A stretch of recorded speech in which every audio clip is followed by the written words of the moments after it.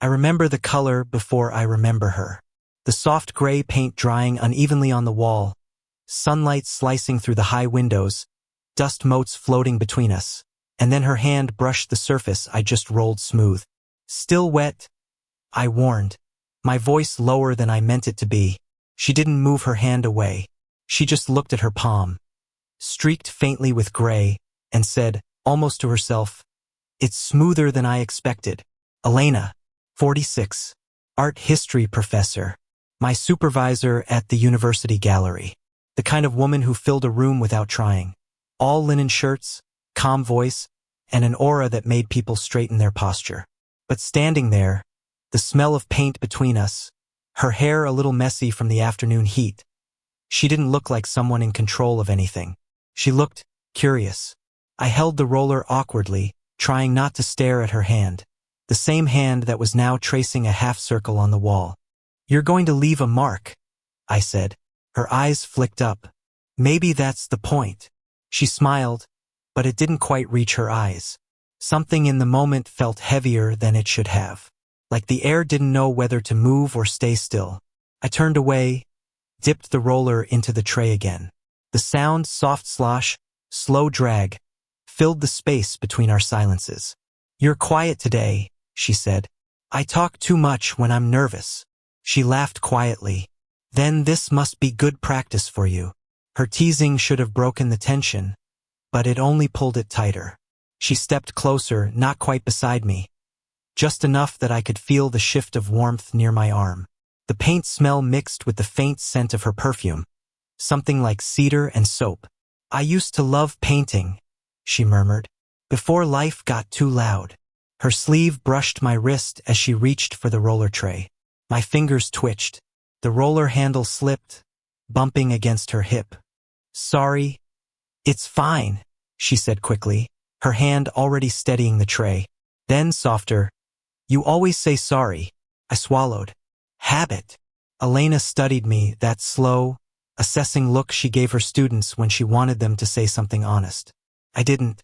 She didn't ask again.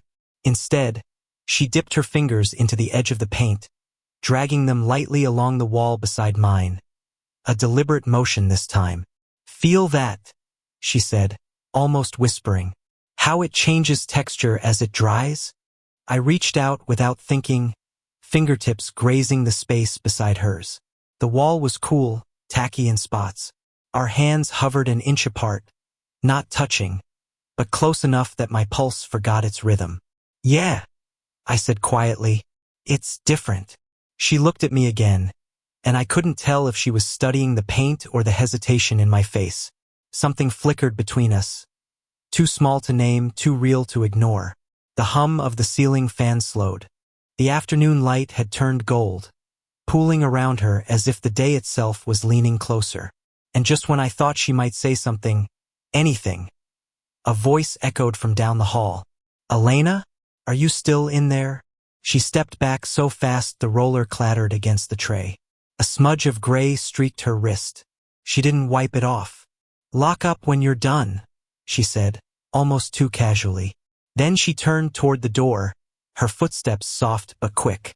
I watched the space she'd left behind, her handprint faint on the wall, drying beside mine.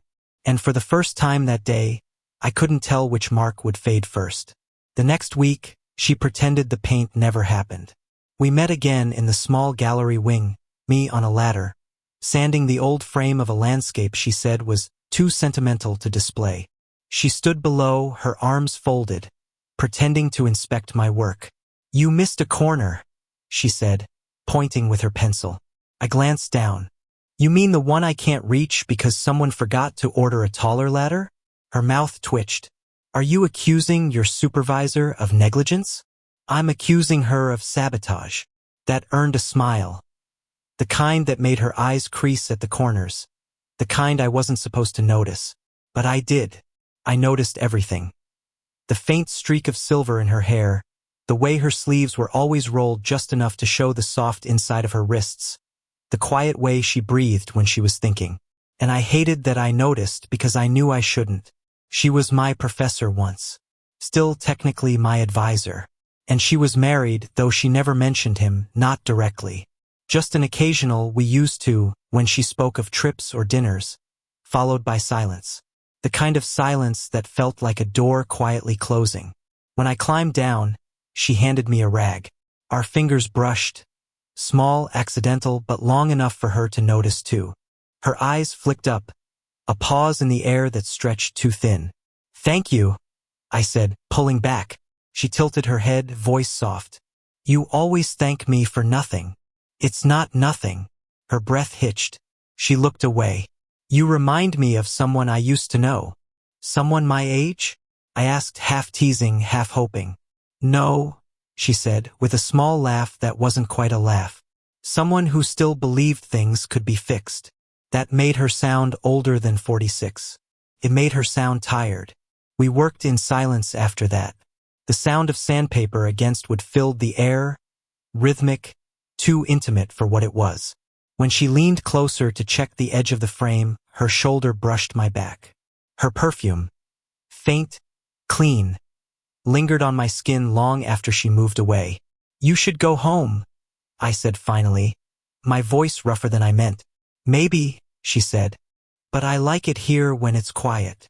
I looked at her, really looked, the way she traced the frame's outline with one fingertip, the way her ring was gone. She caught me watching. "What?" "Nothing," I said quickly, but didn't look away. The room felt smaller, the air heavier. Then she did something that surprised both of us. She reached out and brushed a streak of sawdust from my shoulder. Slowly, carefully. Her hand stayed there a second too long. The kind of second you can't take back. She exhaled softly. "You missed a spot," she said again, smiling faintly. But when she stepped away, her hand trembled just once. Almost invisible, but not to me. I was stacking canvases when I felt her behind me. Elena leaned in, her shoulder brushing mine as she adjusted a frame. The scent of her hair, faint lavender, a trace of wood polish, made my chest tighten. "Careful," I murmured, trying to steady my voice. "I am," she said, almost too softly, too close. Her hand lingered on the edge of the canvas, near mine. I didn't move.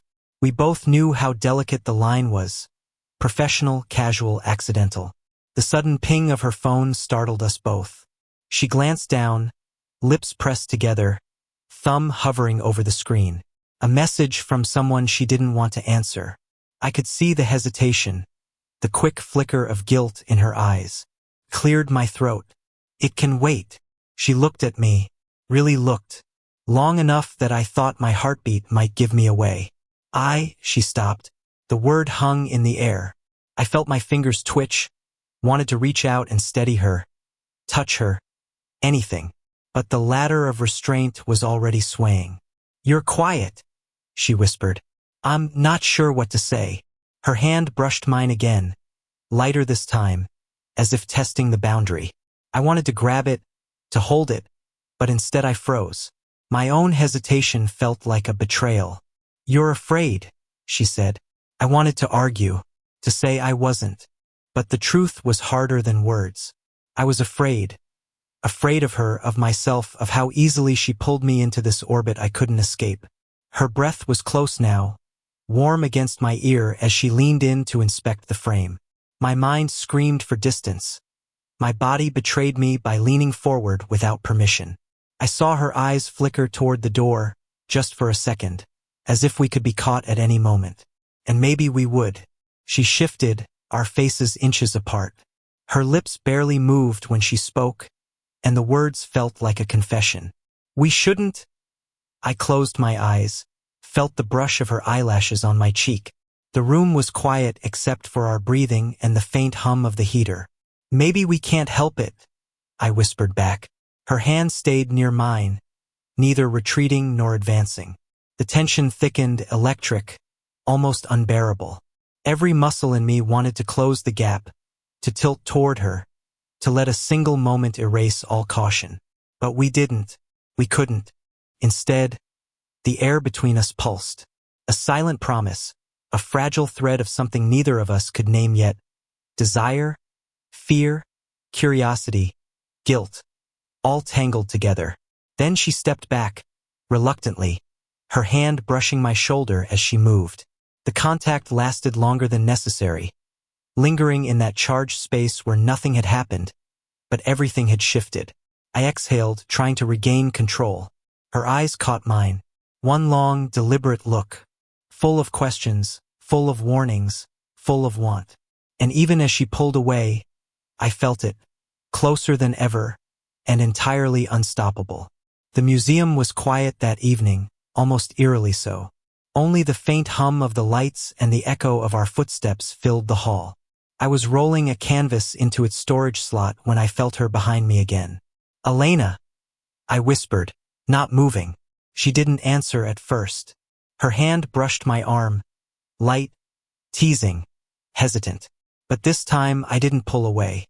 "I can't," she began, voice low, almost trembling. Then she stopped. I turned slowly, caught her in the dim glow of the gallery light. The shadows softened the lines of her face, made her look impossibly vulnerable and impossibly beautiful at the same time. "I shouldn't be here," she murmured, but her body leaned in closer, just enough for the warmth to press against me. I reached out before thinking. My fingers brushed a stray strand of hair from her cheek. She shivered, eyes half closed. I could smell her perfume. Cedar, soap, and something faintly like smoke, and my throat went dry. "I can't stop thinking about you," I said, my voice barely audible. The words were reckless, dangerous, but true. Her eyes widened, a flicker of fear, desire, and something I couldn't name. "Noah." Her hand lingered on my chest, almost as if testing my reaction. "I know it's wrong," I continued, heart hammering. "I know what people would think. But My words faltered as her lips hovered just inches from mine. The air between us felt like static, charged and unbearable. Her hand slid to my shoulder, her body leaning slightly against mine. The brush of her fingers sent fire through me. She exhaled softly, and I could feel it on my skin, warm and intoxicating. "I shouldn't want this," she whispered, voice tight with conflict. "I shouldn't." I silenced her by placing a hand lightly on her waist. My thumb traced the curve of her hip. "I don't care," I said almost harshly. "I can't." Her eyes searched mine, daring me, begging, resisting. Everything inside me screamed to close the gap, to tilt my head and let the world vanish for just one breath. The tension snapped forward, and we leaned closer, almost touching. My lips brushed her cheek, her breath mingled with mine. The world had contracted to that single space between us, our hearts hammering in sync. And then the sharp jangle of the front door bell shattered everything. We froze. Her head jerked back, my chest tight with sudden frustration and relief. She exhaled, stepping away reluctantly. We can't," she said, eyes wide, pupils dilated with what I could only read as want and fear.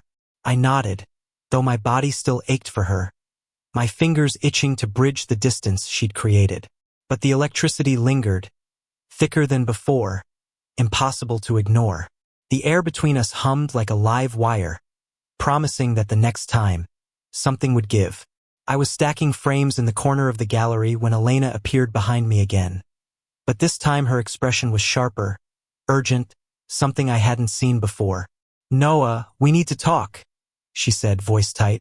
She didn't wait for an answer. She just stepped closer, and the warmth from her body pressed against mine. My chest constricted without permission. "What is it?" I asked, trying to keep my voice steady. She hesitated, brushing a hand along the edge of a canvas but not touching it. Her fingers trembled, betraying her calm facade. Someone saw us yesterday." My stomach dropped. "Saw us?" Her eyes flicked down, then back up, catching mine with that sharp, searching look. "A student. Someone who shouldn't have been here. And I might have let them think." Her breath hitched, and for a second she looked younger than her years. Vulnerable, trembling. My pulse accelerated, part fear, part something darker I refused to name. I stepped closer, almost instinctively, the heat of her body pulling me in. "Elena, it's just..." Nobody knows, right? She shook her head, brushing past me as she moved toward the wall. Our hips almost collided, and I felt that electric friction of skin near skin. She paused, just inches away. Her perfume filled the narrow space between us. Cedar, soap, and something uniquely hers, and it made my head spin. I lied, she whispered, voice almost breaking. I said it was nothing, but it's not nothing. It's... Her fingers traced an idle line along the wall, but I could see them twitch, wanting contact. It's complicated, and I don't want to ruin your life. Or mine. I reached out, just short of touching her, and she didn't move. The air between us vibrated with unspoken words, unsaid confessions, and the tension of what we both wanted but couldn't claim. You don't have to decide anything right now, I murmured. Just tell me what you feel. Her eyes softened, vulnerability giving way to that careful control she always wore like armor. Then she leaned closer, dangerously close, so our shoulders brushed, so our breaths mingled. I feel everything, she admitted, barely audible. I could feel the weight of that admission in the space between us, in the quickening of my pulse, in the way my fingers itched to close the distance. Her hand twitched at her side, as if daring herself to reach out. For a moment, nothing moved but the electricity in the room. The gallery, usually so cold and orderly, felt like it was shrinking around us, every surface charged, every sound muted except our heartbeats. I don't care what anyone thinks, I whispered, voice rough. Not anymore. Her eyes widened, searching mine as if testing the truth of it. Slowly, hesitantly, she leaned closer, and my hands hovered near her face, itching to brush the hair from her cheek, to pull her impossibly close. Then, almost cruelly, the hum of the fluorescent lights buzzed louder, echoing in the empty hall, forcing a pause.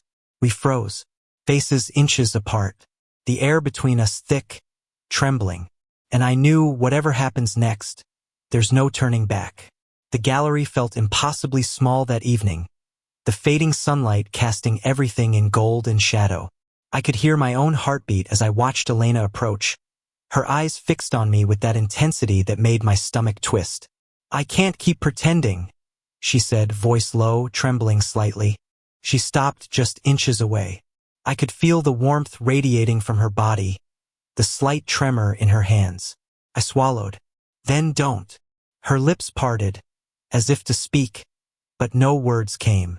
Instead, she leaned closer, the brush of her shoulder against mine sending a shock through me. The scent of her, cedar, soap, faint smoke, wrapped around me, and suddenly the world outside this room didn't exist. I reached up, hand hovering near her hair, unsure if I had permission to close the space. She tilted her head, just slightly, and I took it as a yes. My fingers brushed the strands away from her face, letting my thumb trace the line of her jaw. She shivered, a soft, involuntary sound that made my chest tighten. I shouldn't, she whispered, though her breath was warm against my ear. I don't care, I murmured. Her eyes searched mine, for hesitation, for judgment, for fear, but found only longing reflected back. Slowly, tentatively, she leaned closer still. Our foreheads nearly touched, and the air between us felt charged, trembling. I'm scared, she admitted, voice almost breaking. I've never felt this way. I know, I said. Me too. But we're here, right now. Doesn't that mean something? Her lips hovered just an inch from mine. Every instinct screamed to close the distance. Her hand found mine, fingers intertwining briefly before releasing, trembling against my chest. The gallery felt silent but alive. The faint hum of lights, the creak of the floorboards, our shared breaths filling the space. I leaned in slightly, letting my forehead rest against hers. Then let's not waste it, I whispered. She closed her eyes, and I felt the tiniest exhale escape her lips, a surrender I hadn't dared hope for. Our hands brushed again, our bodies almost touching fully. The world outside, rules, judgments, fear, fell away. We didn't need words. The trembling in her hands, the quickened pulse beneath her collarbone, the softness of her breath against my lips. It said everything. And then, finally, we allowed ourselves the closeness we'd been circling for weeks. No bold declarations, no perfect lines, just the messy, raw, human truth of being together in that fragile, suspended moment. When we pulled slightly apart, just enough to breathe, our foreheads still nearly touching, I saw her fully.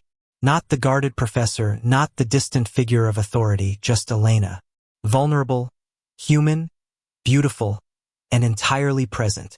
"I understand," I whispered. Her lips curved in a faint, relieved smile. "And I understand you." We stood there, suspended in that golden light, finally seeing each other without pretense or hesitation. Whatever came next, we knew we were no longer pretending.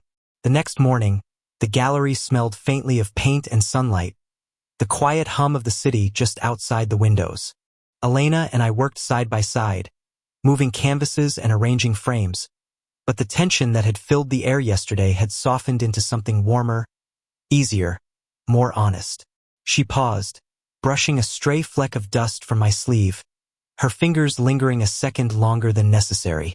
I caught her hand, intertwining my fingers with hers.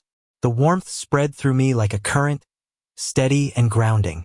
"I was nervous," she admitted softly, eyes flicking to mine. "About everything." "You don't have to be," I said, squeezing her hand gently. "We're here, and we're real." Her smile was small but genuine, a softness that made her look younger somehow, unguarded. She leaned slightly against me as we lifted a frame together, shoulder to shoulder, and I could feel her breath against my temple. The distance that had seemed so impossible was gone, replaced by quiet intimacy. "You're much stronger than I thought," she said, teasing lightly, though there was warmth beneath her words. "Stronger than you thought?" I asked, raising an eyebrow. Her laugh was soft, lilting, filling the room in a way that made my chest ache pleasantly. "You always think I'm cautious, but I've just been waiting for the right person to understand." I leaned my forehead to hers, feeling the familiar pull, the delicate tension of closeness that had defined us for weeks. "Then I'm glad you waited," I whispered. She exhaled, resting her cheek against mine. "Me too." We stood like that for a long moment, fingers still intertwined, the quiet of the gallery wrapping around us like a blanket. No grand words were needed. The soft brush of hands, the gentle warmth of bodies, the small, shared smiles said everything. Finally, she tilted her head slightly, pressing a light kiss to my temple. My arms came around her naturally, holding her closer, the weight of weeks of longing and hesitation dissolving into that embrace. It was messy, human, and entirely ours. "I guess age doesn't matter," she murmured, voice muffled against my shoulder. "I never thought it did," I said, resting my chin atop her head. "It's never been about that. Just us." We stayed like that, moving only slightly, finding comfort in the closeness, letting the quiet hum of the gallery fill the spaces where words weren't necessary. Sunlight shifted across the floor, highlighting the faint gray streaks of paint we had left behind, small marks of a journey neither of us could forget. And finally, for the first time in a long time, we felt entirely seen. We were together. No hesitation, no shame, just warmth, laughter, and the messy, unpolished reality of two people who had waited too long but had found each other at last.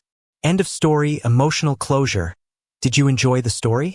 What kind of stories would you like to hear next?